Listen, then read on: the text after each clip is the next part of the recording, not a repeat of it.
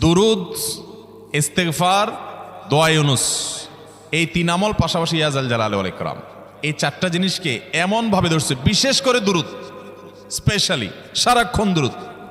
আল্লাহ রাব্বুল আলামিন এমনভাবে সহযোগিতা করেছেন, এমনভাবে উদ্ধার করেছেন যে কল্পনা করলে অবাক লাগে এখন যে এটা কিভাবে সম্ভব।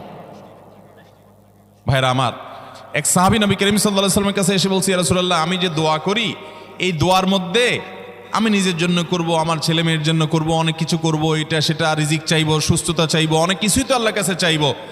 আপনি তো আল্লাহর রাসূল, আপনার জন্য দোয়া করলে আমাদেরই লাভ, একবার দোয়া করলে আল্লাহ 10 বার রহমত নাজিল করবেন, তো আপনার জন্য আমার দোয়ার ভিতরে কত পার্সেন্ট রাখবো?